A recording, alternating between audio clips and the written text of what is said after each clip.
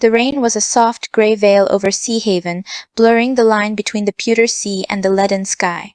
N's windshield wipers beat a steady, melancholic rhythm that matched the thrum in her own chest.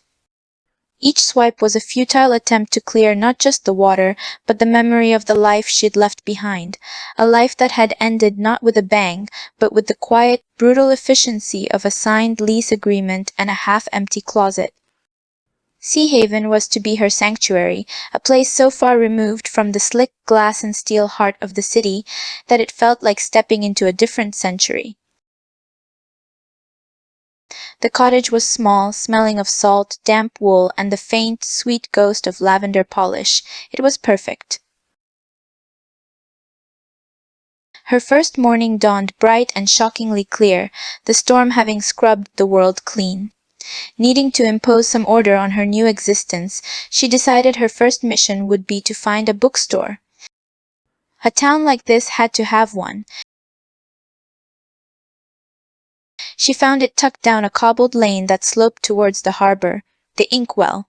The sign, pinned fading gold lettering on dark wood, creaked gently in the salt breeze. A bell chimed softly as she pushed the door open, and the smell hit her first, a glorious, intoxicating blend of old paper, leather bindings, and beeswax. Sunlight streamed through a single large window, illuminating dust motes dancing in the air like gold leaf. The place was a beautiful, organized chaos of shelves that stretched to a high, pressed tin ceiling, each one buoyed of stories. And then there was him. He emerged from behind a ladder, a stack of books balanced effortlessly in his arms. He was younger than she had expected a bookstore owner in a place like Sea Haven to be, perhaps in his early 30s. His dark hair was a little tousled, as if he had been running his hands through it, and he wore a simple black sweater that made his broad shoulders seem even broader. But it was his eyes that held her, deep, dark, and impossibly gentle. "Can I help you find something?" he asked, his voice a warm, low baritone that seemed to vibrate through the quiet space. "I'm just browsing," YN said, suddenly feeling like an intruder. "I'm new in town." A smile touched his lips, not quite reaching his eyes, which held a watchful, almost wary quality. "Welcome to Sea Haven. I'm Jungkook. The place is all yours. The fiction is to your left, non-fiction to the right. The really interesting forgotten stuff is in the back, if you're feeling adventurous." "Thank you." She gave him a small, tentative smile and turned towards the fiction section, feeling the weight of his gaze for a moment longer before he vanished back into the stacks. She left an hour later with a stack of 3 novels, her soul feeling soothed for the first time in weeks. It wasn't until that evening, curled on her cottage's small sofa with a cup of tea, that she found it. Tucked between the pages of the second-hand copy of Rebecca she'd bought was a sheet of thick, cream-colored paper. The handwriting was exquisite, a strong, elegant script in dark blue ink. To the finder of this note, have you ever noticed how the sea refuses to answer any of our questions? It just whispers, endlessly, secrets we're not meant to understand. I think that's why we love it. It's the greatest mystery of all, and it asks for nothing in return but our wonder, a fellow wanderer. YN's fingers traced the words. It felt intimate, profound, a message in a bottle found on a vast literary shore. She assumed it was something left by a previous owner, a forgotten bookmark with a poetic soul. It was lovely. She placed it on her mantelpiece, a curious little artifact of her new life. The next week she returned to the Inkwell. Jungkook was there, again looking like he'd just stepped out of a very attractive, book-themed dream. He remembered her. "Found everything you needed last time?" he asked, his eyes crinkling at the corners. "More than," she said, her mind flickering to the note. "You have a wonderful selection." Their conversation was easy, meandering from favorite authors to the perils of paperback glue. He was charming, witty, but there was a reserve to him, a shadow that passed behind his eyes whenever the conversation drifted towards the personal. She found herself wanting to know what put it there. This time she chose a collection of Elizabeth Barrett Browning's sonnets, and there, nestled beside How Do I Love Thee, Let Me Count the Ways, was another letter. To the one who appreciates sonnets, they say the greatest love poems are born from longing, not fulfillment. Is it because absence carves a deeper space for love than presence ever could? A space where memory and hope can grow wild and untamed, a believer in absences. A shiver went through her. This was no coincidence. This was intentional. She looked at the letter, then back at the bookstore. It had to be him. Who else? The notes felt current, fresh. She started visiting almost daily, a flutter of anticipation in her stomach each time the bell chimed. Their chats grew longer, filled with more lingering glances and soft, inadvertent touches as they reached for the same book. A slow, tender connection was weaving itself between them, a balm on her still raw heart. And with every visit, a new letter awaited her, hidden like a treasure in the book he would subtly recommend or she would choose. I think the most courageous thing a person can do is to love again after they know how deeply it can wound. This town keeps its secrets buried in shingle and sea mist. Some are meant to stay buried. Others yearn for the light. She was falling for him, for his quiet intelligence, his unexpected humor, the profound tenderness that seemed to radiate from him, especially when he talked about the books he loved. And she was certain the letters were his. They felt like him. They spoke a language her heart understood. One afternoon she decided to confront him, her courage bolstered by the particularly beautiful note she'd found that morning in a volume of John Keats. Jungkook? She said, approaching the counter where he was meticulously stamping a date due card. He looked up, and his smile was like the sun coming out. YN? Did you enjoy the Keats? I did, but I enjoyed this more. She placed the cream-colored letter on the counter between them. His smile vanished. The warmth in his eyes was replaced by a stark, almost panicked vulnerability. He stared at the letter as if it were a ghost. You've been leaving these for me, She said softly, not an accusation, but a revelation. haven't you? He was silent for a long moment, his Adam's apple bobbing as he swallowed hard. He looked from the letter to her face, and the conflict in his eyes was a tempest. Finally he gave a single, jerky nod. Yes. The air between them crackled with unspoken things. Her heart soared. It was him. All this time it was him. They're the most beautiful things anyone has ever written to me. She whispered, her voice thick with emotion. Why anonymously? He ran a hand through his hair, the gesture tense. It was safer. I needed to say the words, but I wasn't sure I had the right to say them to you. Not yet. Not with my history. What history? She asked, her hand instinctively reaching across the counter to cover his. His fingers were ice cold.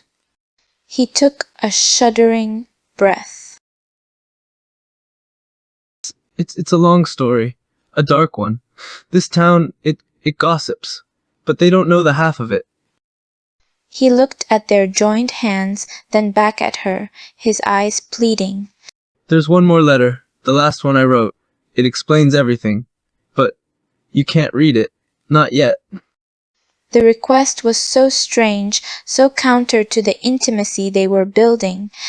Why not, if it explains everything? Because once you read it, you'll look at me differently. He said, his voice raw with a pain that seemed ancient and deep. And I'm not ready to lose the way you look at me now. Please, just give me a little more time. Let me be the man in the other letters for just a bit longer. It was a mystery, a dark thread woven into their budding romance. But the honesty in his plea was undeniable. She nodded, her heart aching for him. Okay, I'll wait. For the next 2 weeks, they existed in a delicate, precious bubble. They shared coffee in the back of the shop, walks along the wind-swept cliffs, and conversations that lasted until the moon hung high over the harbor. He was opening up piece by piece, though he carefully skirted the edges of whatever darkness lay in his past. The unread final letter sat in his top drawer at the shop, a silent, ominous presence. The bubble burst on a Tuesday. An older woman with a sharp face and curious eyes came into the shop. She fawned over Jungkook a little too possessively, her questions a little too pointed. As she left, she turned to YN. You're the one staying in the old mill cottage, aren't you? Lovely place. Such a tragedy what happened to the last tenant. YN froze. Tragedy? The woman's eyes gleamed with the pleasure of imparting bad news. Oh yes, sweet girl, Elena. Drowned herself in the harbor 2 years ago. Heartbroken, they said. Absolutely shattered over some local boy who led her on and then broke her poor heart. Just disappeared on her. She glanced meaningfully towards Jungkook, who had gone pale and rigid behind the counter. Some people just can't handle the weight of their own choices, I suppose. The woman left, the bell jangling merrily behind her. The silence she left in her wake was deafening. YN turned slowly to face Jungkook. The shadow in his eyes was no longer a shadow, it was a consuming darkness. He looked utterly devastated. Jungkook? Her voice was a whisper. Without a word, he walked to his drawer, his movements stiff. He took out the final cream-colored letter and placed it on the counter. His hand was trembling. Now you know why I didn't want you to read it. He said, his voice hollow. Now you know who I really am. He turned and walked into the back room, leaving her alone in the shop with the ghost of a girl named Elena and the final, devastating truth waiting in her hands. With trembling fingers, YN picked up the letter. The paper felt heavier than all the others combined. She unfolded it. The elegant script was there, but it seemed less controlled, the lines more desperate. My dearest YN, if you are reading this, then the past has finally caught up to me, and you have learned about Elena. There is no way to say this that will not shatter the image you have of me, so I will simply say it. I loved her. And I am the reason she is gone. We were young, and what I felt for her was a tempest, all-consuming and blinding. I thought it was love. I promised her the world. But I was restless, foolish, and afraid of the future she so clearly saw for us. I left Sea Haven, telling her I needed space, that I needed to see if the world had more for me. I broke her heart with careless words and cowardly actions. I told her not to wait for me. By the time I realized my mistake, by the time I understood that the world had nothing I wanted without her, it was too late. I came back, ready to beg her forgiveness, only to be met with the news. The weight of my choice, my arrogance, drowned her as surely as the sea did. I am not the man in these letters. I am the man who writes them from a place of endless, punishing regret. I write them because I have learned, in the depth and permanence of love and loss. I see her in every sunset over the water, in every first edition she loved, in the face of every stranger who comes to town looking for a new beginning. I saw it in you.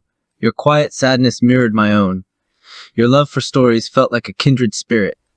Writing to you was my penance and my hopeless prayer. A chance to say all the right things I never said to her, to pour the love I failed to give into words for someone who might understand its value. I never meant to fall for you. That was not part of the plan. The plan was only to remember, and to atone.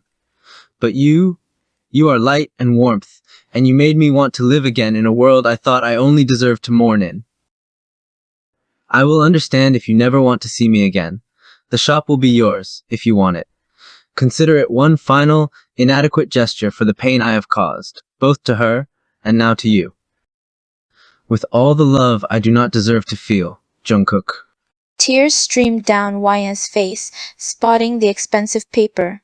The beautiful poetic letters now read like a heartbreaking elegy.